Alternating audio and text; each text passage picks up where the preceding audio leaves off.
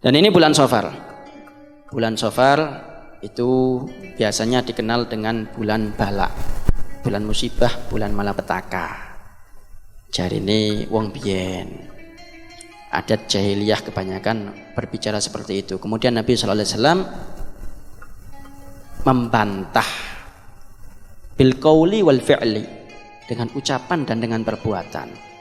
Seraya Rasulullah bersabda, la adwa wala tiyarata wala hamata wala safar, enggak ada istilah penyakit menular tanpa izin Allah.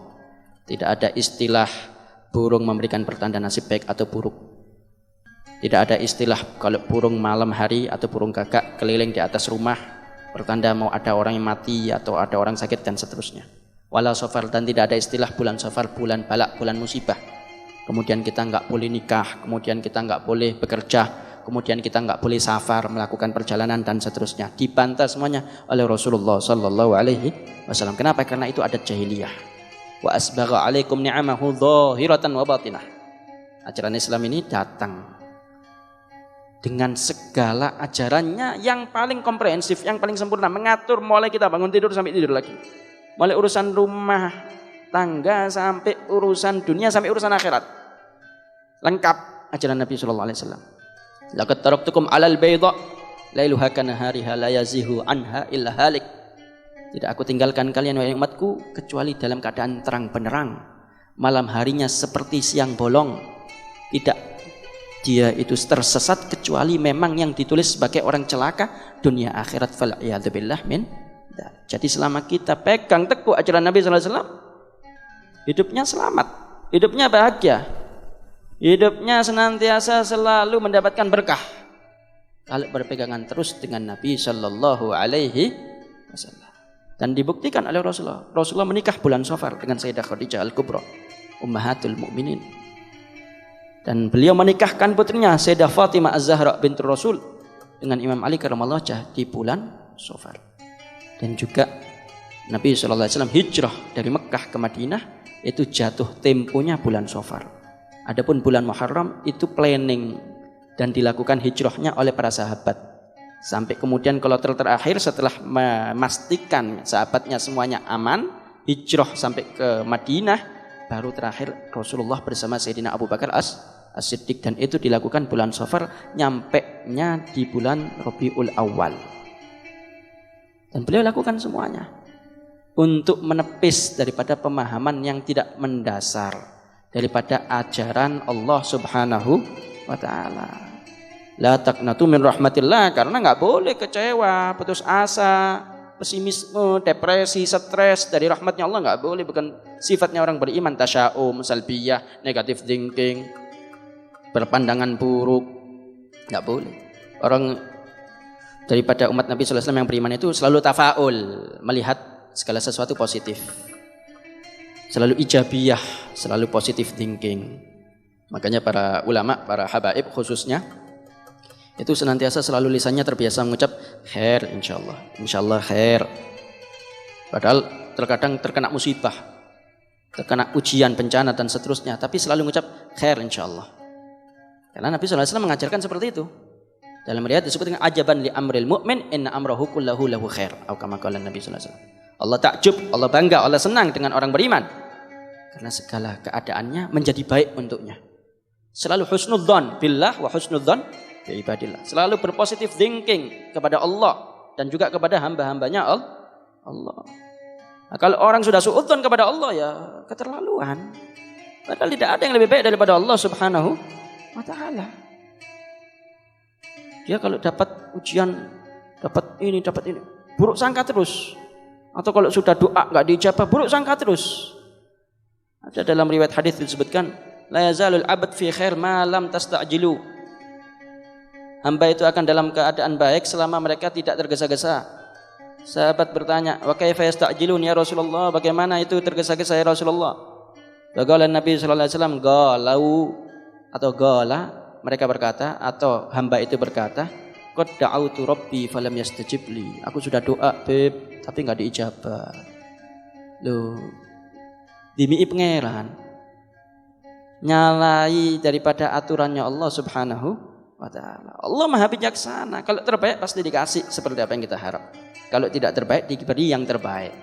Atau kalau enggak dipalingkan daripada balak musibah. Atau kalau tidak disimpan untuk akhirat sehingga menjadi pahala nantinya.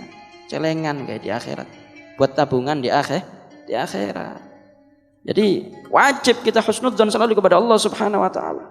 Kapanpun, bagaimanapun, dimanapun. Seperti contoh terlebih di bulan Safar ada Al-Habib Al-Imam Al-Wali yang di Kholi, yang di Purwolinggo kemarin, Al-Habib Hussein bin Hadi bin Salim Al-Hamid.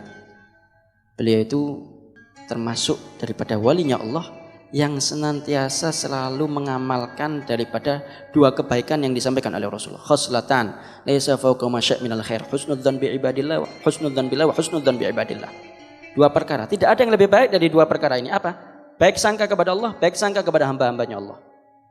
Dan beliau umurnya panjang sampai 124 tahun. Habib Hussein ini. Hijrah dari Yaman ke Indonesia itu 86 tahun.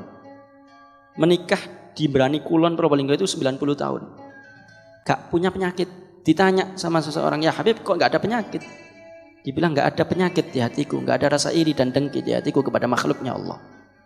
Husnudzon tok, baik sangka selalu. Kita orang loro hati ya, titik-titik hobine loro hati nang pangeran, loro hati nang hamba-hambane Allah. Kok aku ngene temen ya nasibku ya. Kok aku elek, kok kakean demo ya. Gak ono syukure. Akhirnya banyak penyakitnya. Kalau hatinya bersih, jauh daripada penyakit dan seterusnya, berkah hidupnya. Oleh sebab itu, ayo. Ini bulan Safar, walaupun ada riwayat disebutkan akhir wekasan atau rebo pungkasan itu memang halal muktamad. Ya, jumhur, wabil khusus ahli sunnah wal jamaah itu turunnya balak untuk selama 1 tahun. Wa fi riwayah 320.000 balak. Ya, turun diberikan kepada kutbuz zaman, kutbul ghath, dibagikan kepada semuanya yang memang sudah ditentukan oleh Allah mendapatkan ujian musibah balak bahkan sampai kematian. Nah, itu dianjurkan nanti tatkala rebo pungkasan atau rebo akhir Safar membaca surat Yasin. Kemudian baca Salamun qaulan mir rabbir rahim, tatkala nyampe di ayat itu diulang 313 kali. Nah, bagi yang enggak bisa itu ada kaifiyahnya, ada caranya, disuruh nulis di kertas daripada ayat-ayat tertentu seperti salamun ala nuhin fil alamin, salamun ala Ilyasin, salamun ala Ibrahim, salamun ala Musa wa Harun dan seterusnya banyak. Nah, itu dimasukkan di kertas terus diminumkan. Nanti ada kalau nanti ingat atau diingatkan ana share ke Ustadz Abdurrahman atau Ustadz Lukman. Nah, nanti biar dituliskan terutama bagi yang gak bisa baca atau perempuan lagi datang bulan atau anak kecil, yaitu diminumkan air tersebut. Tapi setelah itu tafaul, gak oleh sumpek, gak oleh wedi gak metu aku wis nang omahe kok kena balak musibah, gak boleh seperti itu. Nabi sallallahu alaihi wasallam menepis itu. Kalau orang jahiliyah dulu kalau mau keluar rumah terutama bulan Safar nunggu kalau ada burung. Kalau burung itu terbangnya ke arah kanan berarti nasibnya baik. Oh metu aku saiki kerja. Aku tak ngelakoni perdagangan, aku tak kawin, aku tak safar. Kalau ke arah kiri nasibnya jelek, wis burung wis atret mundur, mulai tidur aja wis gak jadi keluar kemana-mana. Itu dilarang oleh Nabi sallallahu alaihi wasallam. Terlebih juga disampaikan dalam sabdanya Rasulullah, laisa minna man tatayyara aw tutuyyirolah aw takahana aw tukuhinalah aw tasahhara aw tusuhhiralah wa man ja'ala kahinin fa yusaddiqu bima yaqul faqad kafara bima unzila ala Muhammad sallallahu alaihi wasallam.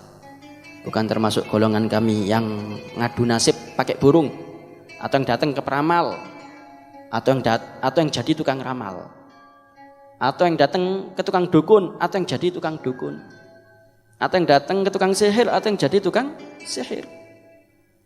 Dan siapa yang datang ke tukang dukun, tukang ramal, tukang sihir kemudian percaya atas apa yang dia ucapkan, maka dia telah kafir atas apa yang diturunkan oleh Allah kepada Nabi sallallahu alaihi wasallam. Enggak perlu